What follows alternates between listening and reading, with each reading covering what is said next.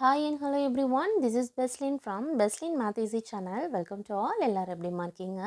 இன்னைக்கு 8ஆம் வகுப்பு கணிதம் சாப்டர் 1ல எண்கள் நம்பர்ஸ்ல பயிற்சி 1.4ல 6th சம் பார்க்கலாம். அதுக்கு முன்னாடி நம்மளோட சேனல் இது வரைக்கும் சப்ஸ்கிரைப் பண்ணாதவங்க கண்டிப்பா சப்ஸ்கிரைப் பண்ணுங்க. உங்க ஃப்ரெண்ட்ஸ்க்கும் இந்த வீடியோவை ஷேர் பண்ணுங்க and கண்டிப்பா சப்போர்ட் பண்ணுங்க. என்ன கொடுத்திருக்காங்க? Find the square root by long division method.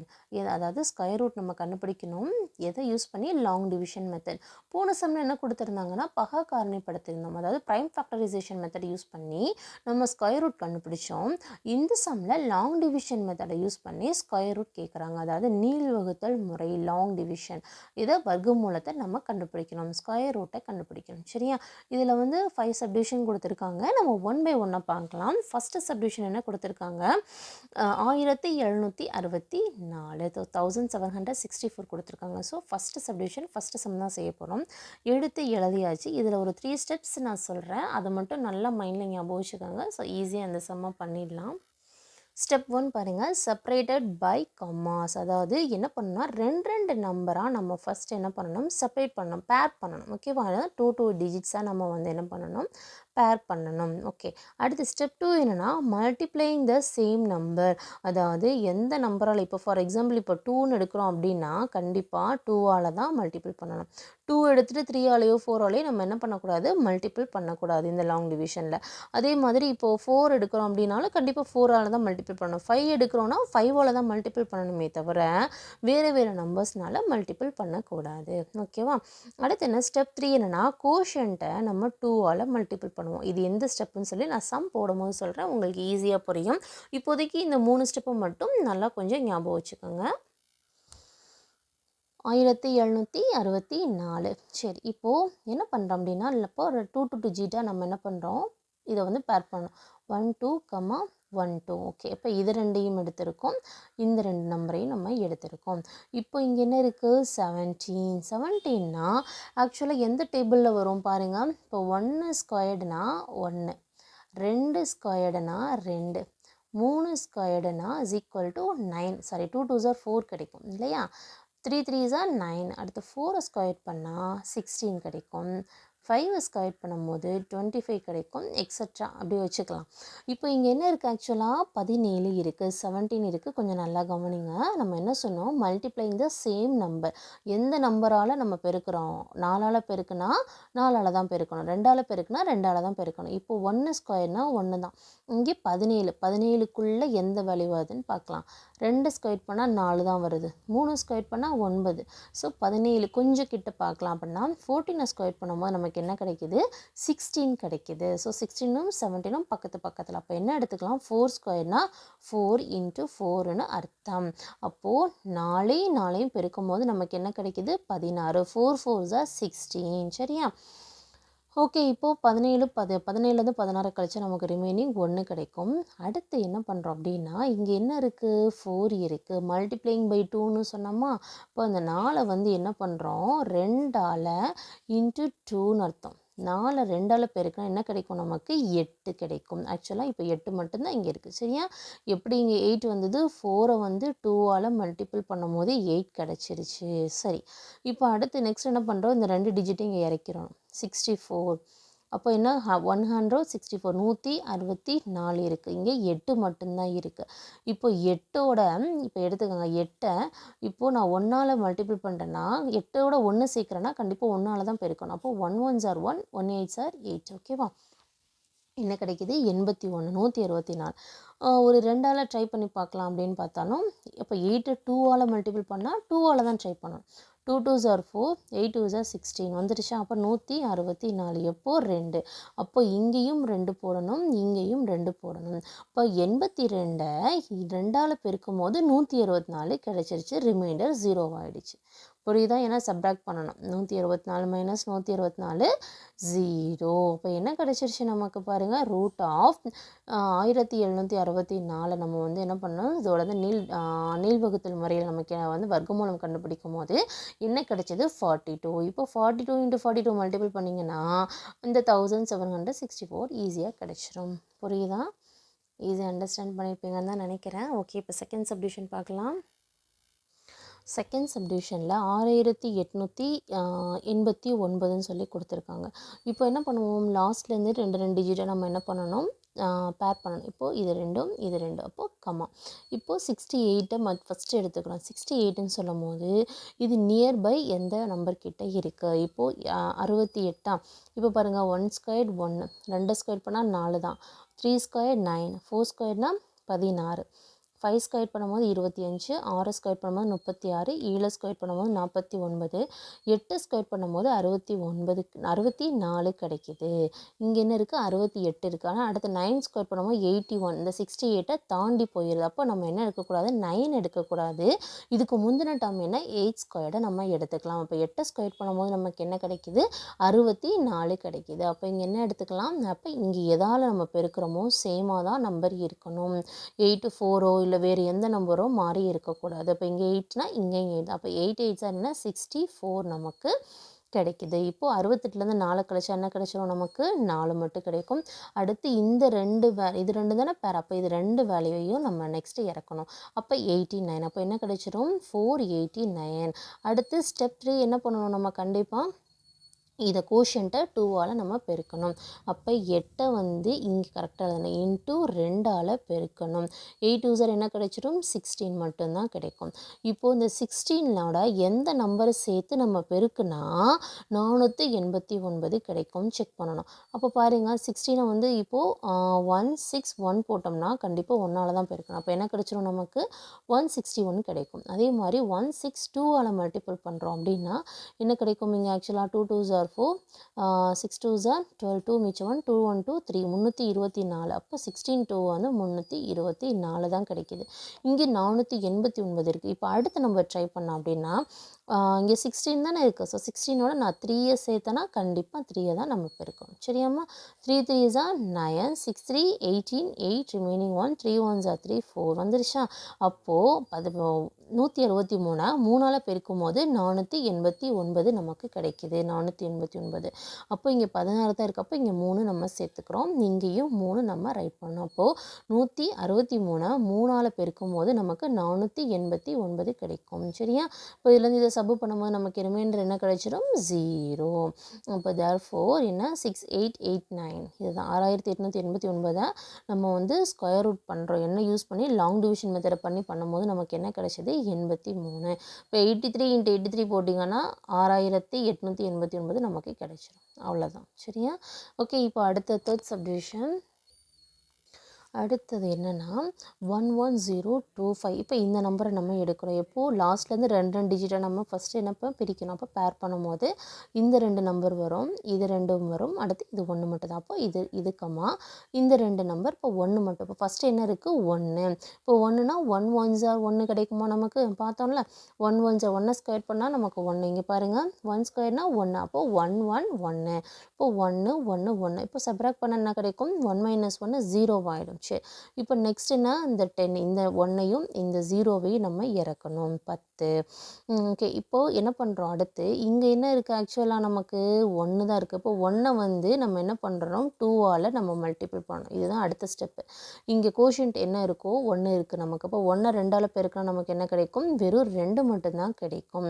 இங்கே என்ன இருக்குது, 2 இருக்குது. இங்கே என்ன இருக்குது, 10 இருக்குது நமக்கு. இப்போது நெக்ஸ்ட்டு நம்ம என்ன பண்ண போகிறோம் அப்படின்னா, இங்கே என்ன இருக்குது, 2. இப்போது பாருங்கள், 2 வந்து இப்போ வந்து 1ஆல் பெருக்குனா கண்டிப்பாக 1. அப்போது 21s are 21 மாறிடும். ஆனால் இங்கே என்ன இருக்குது, 10 தான் இருக்குது. இப்போது 10 தான் இருக்குது. இப்போது கண்டிப்பாக இங்கே 2 எதால் கொண்டனாலும், இப்போ 1க்கே நமக்கு 21 வந்துருச்சு. அடுத்து 2 போட்டோம் அப்படின்னா 44 மாறிடும். ஆனால் இங்கே என்ன இருக்குது, நமக்கு 10 மட்டும் 10 தான் இருக்குது. அதனால இப்போ இந்த நம்பர் அடங்காதுன்றனால நான் என்ன பண்ணுறேன், இங்கே ஒரு 0 சேர்த்துக்கிறோம், இங்கேயும் ஒரு 0 சேர்க்குறோம். அடுத்து நெக்ஸ்ட் இருக்கிற இந்த 2 டிஜிட்டை நான் இறக்குறேன். இந்த ஸ்டெப் புரியுதா, நம்ம ஏன் பண்ணுறோன்னு சொல்லி. ஆக்சுவலாக இங்கே வெறும் 2 மட்டும்தான் இருக்குது, இங்கே 10 மட்டும்தான் இருக்குது. இப்போது இந்த 2ஓட எந்த நம்பரை சேர்த்தாலும் அதே நம்பரால் தான் பெருக்கணும். இப்போது சின்ன நம்பர் 2ஓட 1 நான் சேர்த்தாலே 1ஆல் பெருக்கும் போது 21 1 பெருக்கும்போது 21 கிடைச்சிரும். ஆனா இங்க 10 தான் இருக்கு. ஸோ அடங்காதுன்றனால இங்க ஒரு 0 சேர்த்துக்கிறோம். இங்க ஒரு 0 கண்டிப்பா போடணும். இந்த 2 டிஜிட்டையும் இறக்குறேன். இது ரொம்ப இம்பார்ட்டண்ட்டான ஸ்டெப். கொஞ்சம் நல்லா கேர்ஃபுல்லா பார்த்துக்கங்க. ஈஸியா புரியும்னு தான் நினைக்கிறேன் கண்டிப்பா. சரியாம்மா? ஓகே. இப்போ என்ன கிடைச்சிருச்சு மொத்தம் 1025. உங்களுக்கு புரியணுன்றனால தான் நான் கலர் பென்ல ரைட் பண்ணியிருக்கேன். ஓகேவா? அப்போ 1025. இப்போ இங்க என்ன இருக்கு? 2ஆ இருந்தது 20ஆ மாறிருச்சு. இப்போ இந்த 20ஓட எந்த நம்பரை சேர்த்து பெருக்குனா 1025 கிடைக்கும்னு பார்த்தா, இப்போ 20 இருக்கா? 20ஓட ஒரு 4 சேர்க்குறோம்னா கண்டிப்பா 4ஆல தான் மல்டிப்ளை பண்ணணும். 4 4 என்ன கிடைக்கும்? 16 ரிமைனிங் 1 அந்த 1 வந்துரும். 4 2 8 816 4 தடவை போடும்போது அதாவது 4ஆல பெருக்கும்போது 816 தான். இங்கே 1025. ஸோ அடுத்த நம்பரில் நம்ம ட்ரை பண்ணலாம். 20 வந்து ஒரு 5 சேர்த்தோம்னா கண்டிப்பாக அதே நம்பரால் தான் பெருக்கணும். அப்போ 5ஆலே பெருக்கிறேன். 5 4 என்ன? 25 கிடைச்சிரும். 5 2 10. அப்போ 1025. எதால் 20ஓட 5 சேர்க்கணும். அதே 5ஆல் பெருக்கும்போது நமக்கு 1025 கிடைக்கும். அப்போ 20ஓட 5 சேர்க்கணும்.